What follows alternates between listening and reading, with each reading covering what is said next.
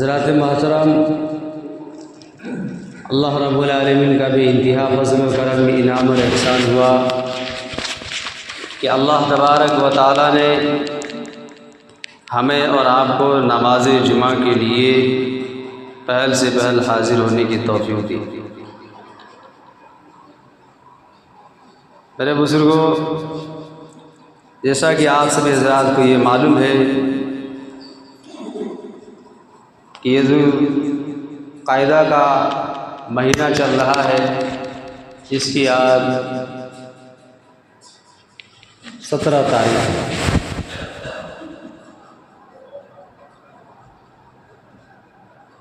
اور یہ مہینہ گزر جانے کے بعد ایک عظیم الشان مہینہ جس کو ذی الحجہ کے نام سے یاد کیا جاتا ہے، اور اس مہینے میں ایک بہت ہی اہم ترین عمل ہر ایمان والے خوشی اور محبت کے ساتھ انجام دیتے ہیں، جس کو قربانی کہا جاتا ہے۔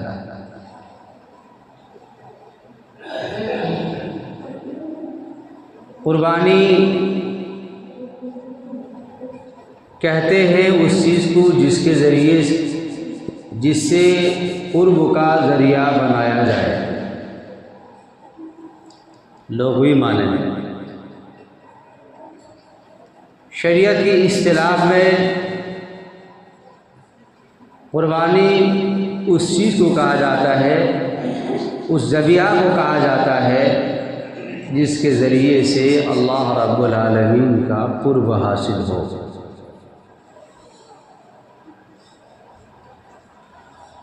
یہ قربانی جو ہم اور آپ پورے عالم کے بسنے والے ایمان والے محبت خلوص للہیت کے ساتھ انجام دیتے ہیں، اس کی شروع، اس کی ابتدا کہاں سے؟ سورہ مائدہ کے اندر اللہ تبارک و تعالیٰ ارشاد فرماتا ہے وَاتْلُوا نَبَأَ ابْنَيْ آدَمَ بِالْحَقِّ۔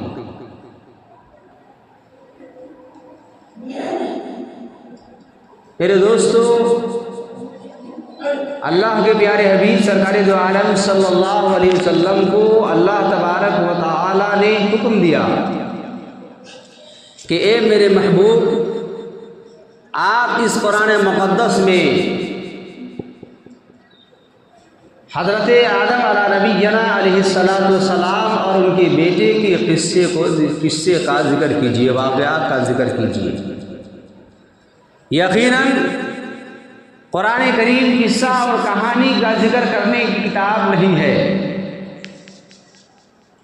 لیکن بعض واقعات، بعض قصے اس طرح کے جامع ہیں کہ ان کے اندر نصیحت امیز باتیں موجود ہیں، واقعات موجود ہے، جس کی وجہ سے اللہ تبارک و تعالیٰ نے قرآن مقدس میں جگہ جگہ پر مختلف مقامات پر واقعات اور قصوں کا ذکر کیا ہے۔ اسی طرح سے کہ حضرت آدم علیہ السلام اور اماں حوا جب سب سے پہلے دنیا کے اندر آنے کے بعد، جیسا کہ آپ حضرات جانتے ہیں کہ حضرت آدم علیہ السلام سری لنکا، جس کو سرندیپ اس وقت میں نام تھا، وہاں پر تشریف لائے، اور اماں حوا سرزمین جدہ میں تشریف لائے۔ جب دونوں کی کافی عرصے کے بعد ملاقات ہوئی، تولد اور تناسل کا سلسلہ جاری ہوا، اس وقت میں جب بھی اماں حوا علیہ السلام کے بطن سے بچے پیدا ہوتے تھے تو جڑواں بچہ پیدا ہوتا تھا۔ ایک عمل میں 2 بچہ، ایک لڑکا ایک لڑکی، یہ اللہ کی مصلحت اور اللہ کا نظام۔ اور حضرت آدم علیہ السلام کے علاوہ، اماں حوا کے علاوہ اور کوئی انسان دنیا میں نہیں تھا۔ پہلے انسان حضرت آدم علیہ السلام، پہلے نبی حضرت آدم علیہ السلام، پیغمبر بھی حضرت آدم علیہ السلام۔ ان دونوں کے علاوہ کوئی بھی انسان نہیں تھا، اور نسلوں کو آگے بڑھانے کے لیے اللہ تبارک و تعالیٰ نے تولد و تناسل کا سلسلہ جاری کیا، اور ایک حمل کے ساتھ دو بچوں کی ولادت کا سلسلہ شروع ہوا، ایک لڑکا ایک لڑکی۔ ہر حمل کے ساتھ 2 بچے پیدا ہوں گے تب بھی نسل انسانی آگے بڑھنے والے نہیں ہیں، جب تک کہ نکاح کے رسم کو، رواج کو انجام نہ دیا جائے، ایک دوسرے کی ازدواجی زندگی کا الگ پہچان نہ بنایا جائے، تب تک نسل انسانی آگے نہیں بڑھ سکتا۔ اللہ تبارک و تعالیٰ نے حضرت آدم علیہ السلام کو حکم دیا کہ ایک حمل میں 2 بچے پیدا ہو رہے ہیں، ایک لڑکا ایک لڑکی۔ ایک حمل میں پیدا ہونے والے ایک لڑکا ایک لڑکی جو پیدا ہو رہے ہیں وہ شرعی، یعنی وہ سگے بھائی بہن کہلائیں گے۔ ایک حمل سے پیدا ہونے والے بچے کے آپس میں نکاح جائز نہیں، بلکہ دوسرے حمل، پہلے حمل والے کا لڑکا اور دوسرے حمل والے کی لڑکی، پہلے حمل والے کی لڑکی دوسرے حمل والے کے لڑکا کے ساتھ نکاح کرنا جائز حکم قرار دیا تھا شریعت عالم میں، نسل انسانی کو آگے بڑھانے۔ یہ سلسلہ شروع ہوا۔ قابل کے ساتھ ایک لڑکی پیدا ہوئی جس کا نام اقلیمہ ہے، اور حابل کے ساتھ بھی ایک لڑکی پیدا ہوئی جس کا نام یہودا ہے۔ حضرت آدم علیہ السلام اللہ رب العالمین کی حکم کے مطابق کہ حابل کے ساتھ جو لڑکی پیدا ہوئی ہے اس کا نکاح قابل کے ساتھ کیا جائے، اور قابل کے ساتھ جس لڑکی کی ولادت ہوئی ہے اس کا نکاح حابل کے ساتھ کیا جائے۔ اللہ کا حکم یہی تھا۔ جب حضرت آدم علیہ السلام نے یہ بیٹوں کو حکم سنایا تو قابل نہیں مانا۔ قابل نے کہا کہ ہم اس بات کو نہیں مانتے ہیں، یہ آپ کا حکم ہے، یہ اللہ کا حکم نہیں ہے۔ میرے ساتھ جو لڑکی پیدا ہوئی ہے اقلیمہ، میں اسی کے ساتھ نکاح کروں گا۔ حابل کے ساتھ جو لڑکی پیدا ہوئی ہے یہودا، اس کے ساتھ میں نکاح نہیں کروں گا۔ قابل انکار کرنے لگا۔ حضرت آدم علیہ السلام اور جتنے بھی پیغمبر ہیں جب کوئی مشکل گھڑیاں آتی ہے تو خاموشی اختیار کرتے ہیں۔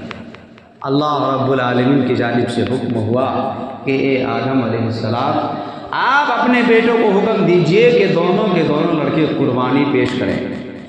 جس کی قربانی قبول کی جائے گی، ہو جائے گی، اس کا نکاح اس لڑکی سے کر دیا جائے گا، اور جس کی قبول نہیں ہوگی اس کا اس سے نکاح نہیں کیا جائے گا۔ حضرت آدم علیہ السلام نے دونوں بیٹوں کو حکم دیا، حابل اور قابل کو۔ خوشی خوشی دونوں تیار ہو گئے۔ اس زمانے کا یہ اس طرح کا اللہ رب العالمین کی جانب سے غیبی نظام تھا کہ جو آدمی قربانی پیش کرتا ہے جس چیز کو، اس کو ایک پہاڑی میں اونچی جگہ میں ٹیلے میں رکھ دیا کرتا تھا، آسمان سے آگ کا گولا آ گیا اور اس قربانی جس کو پیش کیا ہے اس کو کھا جاتا ہے۔ یہ سمجھ جاتا کہ اس کی قربانی قبول ہوگی۔ جس کی قربانی کے پاس وہ آگ کا گولا نہیں آیا اس کی قربانی قابل قبول نہیں۔ آج کتنا یہ حضور پاک صلی اللہ علیہ وسلم کی برکت ہے جو آج ہم قربانی بھی کر رہے ہیں، ہمیں ثواب بھی مل رہا ہے، اس کے علاوہ کھانے کو بھی ہمیں ہی مل رہا ہے۔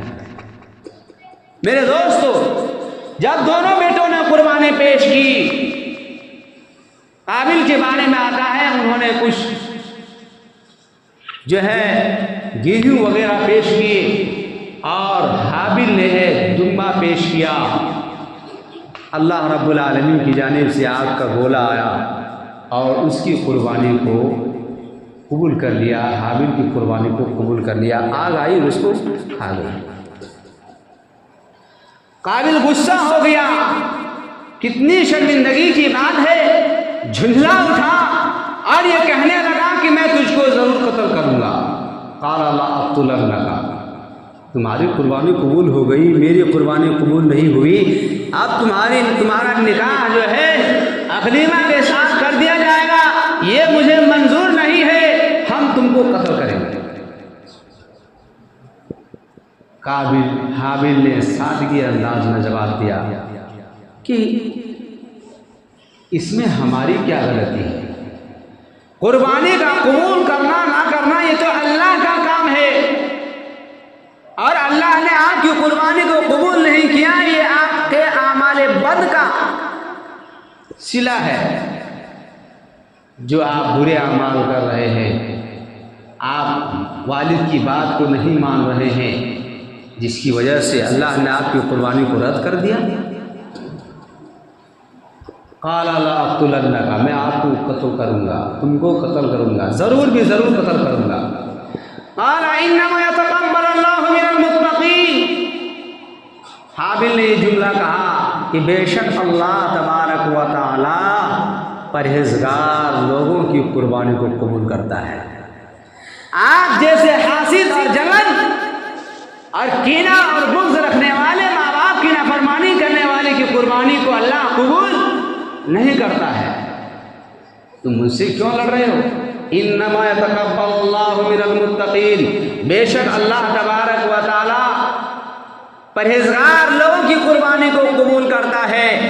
دنیا کے اندر انسان کتنے ہی بڑے عہدے اور مقام اور مرتبے پر پہنچ جائے، چاہے امیری کے اعتبار سے ہو یا علم کے اعتبار سے ہو، ڈگری کے اعتبار سے ہو، عہدہ کے اعتبار سے ہو، لیکن اللہ رب العالمین کے یہاں اگر کسی کا مقام اور مرتبہ ہے، ان اکرمکم عند اللہ اتقاکم، بے شک اللہ کے نزدیک سب سے زیادہ مکرم اور عزت والا وہ انسان ہے جو زیادہ پرہیزگار ہے۔ ان اکرمکم عند اللہ اتقاکم، جو اللہ کے نزدیک سب سے زیادہ مکرم انسان ہے، عزت والا انسان ہے، وہ تقوی اور پرہیزگار والا ہے۔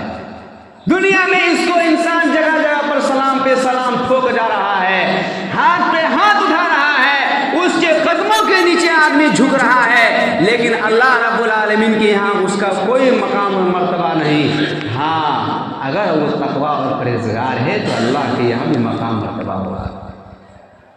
تو حابیل نے یہ کہا کہ اللہ تبارک و تعالیٰ تو پرہیزگار لوگوں کی قربانی کو قبول کرتا ہے، حق مارنے والے کی قربانی کو کہاں قبول کرتا ہے؟ حاسد کی قربانی کو کہاں قبول کرتا ہے؟ میرے عزیز دوستو، انہوں نے جھنجھلا کر کے جو ہے حابیل کو قتل کر دیا۔ قتل کرنے کے بعد اس لاش کو چھپانے کے لیے کندھے میں لے کر کے گھومتا رہا۔ معرف القرآن کی تفسیر میں لکھا ہے کہ اللہ رب العالمین نے دو پرندوں کو بھیجا، کوا کا ذکر آیا ہے، ایک دوسرے کوا کو مارا، پنجے سے گڈھا کھودا اور دوسرے کوا کو دفن کر دیا۔ قابل یہ سوچنے لگا اس کوے سے بھی زیادہ گیا گزرا میں انسان ہو چکا ہوں، یہ اتنے بھی مجھے سمجھ نہیں ہے کہ اپنے بھائی کو کیسے دفن کرنا ہے۔ جب دیکھا اور اپنے بھائی کو ویسی گڑھا کھودا اور وہ گڑھے میں دفن کر دیا۔ میرے عزیز دوستو، کتابوں کے اندر آتا ہے، حدیث پاک کے اندر آتا ہے، سب سے پہلے دنیا کے اندر قاتل قابل ہے، سب سے پہلے دنیا کے اندر حاسد وہی ہے۔ میرے عزیز دوستو، اس سے یہ عبرت حاصل ہوتی ہے کہ حسد بہت ہی سنگین جرم اور بیماری ہے۔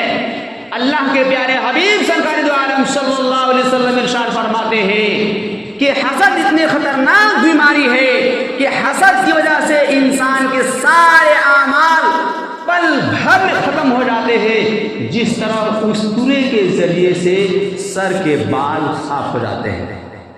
استورا سے بال صاف ہونے میں دیر نہیں لگتا ہے، کس چیز سے دیر لگ سکتے ہیں؟ مشین سے دیر لگ سکتے ہیں، لیکن استورا کے ذریعے سے نہیں۔ اللہ کے پیارے حبیب نے استورا کا مثال دیا ہے کہ حسد ایسی بیماری ہے کہ اس حسد جس کے اندر ہے تو اس انسان کے اعمال پل بھر میں ختم ہو جاتے ہیں۔ لہذا میرے دوستو، حاسدین کے اندر تو یہ ہونا بلکہ ہمارے دل میں یہ ہونے چاہیے، کسی کو دیکھ کر کے اونچائی پر، عہدے پر، بلندی پر اس کو گرانے کی فراق میں نہ رہے، بلکہ اپنی غلطی کا احساس کرے کہ فلاں بھی انسان ہے، ہم بھی انسان ہیں، اور وہ انسان اس مقام پر پہنچ گیا، ہم نہیں پہنچ پا رہے ہیں، یا تو میری غلطی ہے، مجھ سے گناہ ہو گیا ہے، کچھ ایسی میرے اندر خامیاں ہیں جس کی وجہ سے ہم اس مقام اور مرتبے پر نہیں پہنچ پا رہے ہیں۔ پروردگار عالم میری اس خامیوں کو دور فرما کر کے مجھے بھی اس سے بہتر یا اس جیسا مقام اور مرتبہ عطا فرما، یہ ہونے چاہیے۔ لیکن ہوتا یہی ہے سماج میں، اس کو گرانے کے چکر میں اندر سے، چاہے ذلیل کی ذلت کرنے کے بعد سوچ، کبھی اس کو رسوا کرنے کے چکر میں ہے، کبھی اس کو گرانے کی فراق میں ہے، ہر وقت یہ سوچ ہے۔ آج سماج میں یہ بیماری بڑی ہی تیزی کے ساتھ پھیلتی جا رہی ہے میرے عزیز دوستو، اور یہ اتنی خطرناک بیماری ہے، کتنے ہی نیک اور پرہیزگار بن جائیے، لیکن اگر یہ بیماری ہے تو اس بیماری کی بنیاد پر اللہ تبارک و تعالیٰ کوئی بھی عمل اللہ تبارک و تعالیٰ قابل قبول نہیں فرمائے گا۔ بہرحال کتابوں کے اندر آتا ہے قابل نے جو قتل کیا، قیامت تک جتنے آنے والے نسل انسانی ہے اور جو جس کو قتل کرے گا اس کو بھی گناہ ملے گا۔ اگر کسی نے کسی دوسرے کو نہ قتل کیا ہے، خون بہایا ہے، اس کو بھی اس کو گناہ ملے گا، اور اتنا ہی گناہ قابل کو بھی ملے گا۔ ایک حدیث ہے مسلم شریف کی، صفحہ نمبر 7000 میں ہے، 68,000 سے شروع ہے، صفحہ نمبر 7000، بہت لمبی حدیث روایت ہے۔ روایت کرنے والے حضرت جریر بن عبداللہ رضی اللہ تعالیٰ عنہ ہے۔ من سن فی الاسلام سنتا سیئا سنتا حسنا، حضرت جریر بن عبداللہ رضی اللہ عنہ فرماتے ہیں کہ حضور پاک سے روایت کرتے ہیں کہ حضور پاک صلی اللہ علیہ وسلم نے ارشاد فرمایا، قرآن کریم کی آیات میں جس طرح شان نزول ہوتا ہے، اسی طرح سے احادیث میں شان ورود ہوتا ہے، شان ورود ہوتا ہے۔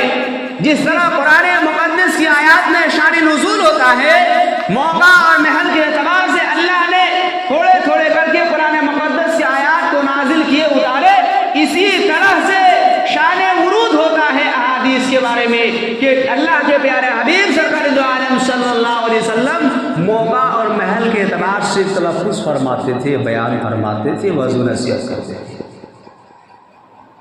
ایک مرتبہ کا واقعہ ہے اسی حدیث میں، لمبی واقعہ ہے، سرسری انداز میں خالی اشارہ کیے دیتا ہوں۔ حدیث میں نے کیا پڑھی؟ من سن فی الاسلام سنتا حسنا، کہ جو مذہب اسلام میں اچھا طریقہ رائج کرے گا، فعمل بہا، پھر اس پر عمل کرے گا، اس کے بعد آتا ہے بعدہ کتب لہ، اس کے بعد وہ انسان دنیا سے چلا جاتا ہے۔ ایک اچھی بات کا اس نے رواج کیا اسلام کے اندر، اس پر عمل کیا، پھر وہ دنیا سے چلا گیا۔ مثل اجری کتب لہ مثل اجری، بس اس کے نامہ اعمال میں ثواب لکھا جائے گا، لکھتا رہے گا۔ من عمل بہ، اور اس شخص کے عمل کو کاٹے گا نہیں۔ ولا ينقصون من اجورهم شیئا، جیسے اگر کوئی انسان، آپ نے ایک نیک رسم کو، رواج کو مذہب اسلام کے اندر اجاگر کیا، طریقہ اختیار کیا، اور وہ اچھا طریقہ ہے، اور اس طریقے کے ایجاد کرنے کے بعد آپ نے اس پر عمل کیا، آپ دنیا سے چلے گئے، کوئی آنے والے نسل انسانی اس پر عمل کر رہا ہے، قیامت تک آپ کو اتنا ہی ثواب ملے گا جتنا کہ اس عمل کرنے والوں کو ملے گا۔ من عمل بہا، جس شخص نے عمل کیا ہے اس کے عمل کو بھی نہیں کاٹے گا۔ ولا ينقصون من اجورهم شیئا، کہ اس کے اعمال میں سے کوئی کم نہیں کرے گا۔ ایسا نہیں ہے کہ ہم عمل کریں گے تو ہمارے عمل میں گھٹ دے گا، گھٹا کر کے اس کو دے گا، گھٹا کر کے کم کر کے اس کو دے گا، نہیں، ہمیں بھی پورا ملے گا اور اس کو بھی پورا ملے گا۔ اللہ کے پیارے حبیب سرکار دو عالم عالم صلی اللہ علیہ وسلم یہ حدیث مبارک اس وقت پڑھتے ہیں، ایک دیہات کے رہنے والے اعرابی تشریف لائے، حضور پاک صلی اللہ علیہ وسلم نے اس کو دیکھنے کے بعد، وہ اونی کپڑے پہنے ہوئے تھے، اس کے غربت و افلاس ظاہر ہو رہا تھا اس کے لباس سے۔ آپ صلی اللہ علیہ وسلم نے لوگوں کو صدقہ کی ترغیب دی، لوگ کچھ تاخیر کرنے لگے، لوگوں نے کیے، صحابہ رسول تاخیر کرنے لگے۔ اللہ کے پیاری حبیب سرکار دو عالم صلی اللہ علیہ وسلم کے چہرے میں غصے کے آثار نمودار ہونے لگے۔ اتنے میں ایک صحابی آئے اور اس نے دراہیم کے تھیلے حضور پاک صلی اللہ علیہ وسلم کے حوالے کی، یہ کہ بعد دیگر ہر ایک صحابی رسول آئے اور آپ صلی اللہ علیہ وسلم کے پیش خدمت میں جو ہے صدقہ حاضر کر دیا۔ اللہ کے پیارے حبیب نے اس وقت یہ حدیث پڑھی، من سن فی الاسلام سنۃ حسنۃ۔ دوسرا ٹکڑا، من سن فی الاسلام سیئۃ حسنۃ نہیں، بلکہ یہاں پر آیا ہے سنۃ سیئۃ، جو مذہب اسلام میں کسی برائی کو رواج دے گا، جیسے وہاں پر قابل نے برائی کو رواج دیا تھا اور قتل کا گناہ اس کو بھی ملتا ہے، برائی کو رواج دے گا، من فعمل بها، پھر اس پر عمل کرے گا، بعدہ کتب مثل علیہ، کہ اس کو بھی اتنا ہی مثل علیہ اوزارہ، مثل علیہ وزری، کہ اس کو بھی اتنا ہی گناہ ملے گا جتنا اس قاتل کو مل رہا ہے، اتنا گناہ اس برائی کا آزاد کرنے والے۔ ایک آدمی نے یہاں گناہ کیا، اب اس گناہ کی شروعات فلاں کو دیکھ کر کے کیا، اب اس کو بھی اتنا گناہ ملے گا جس کو دیکھ کر کے اس نے کیا ہے۔ وَلَا يَنْقُصُونَ مِنْ أَوْزَارِهِمْ شَيْءٍ، اور اس کے اعمال میں سے بھی کچھ کمی نہیں کرے گا۔ جس طرح نیکیوں میں برابری کا حق ہے، اسی طرح برائیوں میں بھی برابری کو اس کو گناہ ملے گا۔ بہرحال میرے دوستوں، میں عرض یہ کر رہا تھا، حابل اور قابل کا واقعات کا ذکر آیا تھا کہ قربانی کا جو مسئلہ ہے حسد سے بالکل پاک اور صاف ہونے چاہیے۔ قابل حاسد تھا، اللہ نے اس کی قربانی کو رد کر دیا۔ اگر آج بھی اگر کسی ایمان والے کے دل میں حسد ہوگا، کینہ ہوگا، بغض ہوگی، عداوت ہوگی، تو آپ خود ہی اندازہ لگا سکتے ہیں کہ ہمارے اور آپ کی قربانیوں کا کیا حال ہو رہا ہوگا۔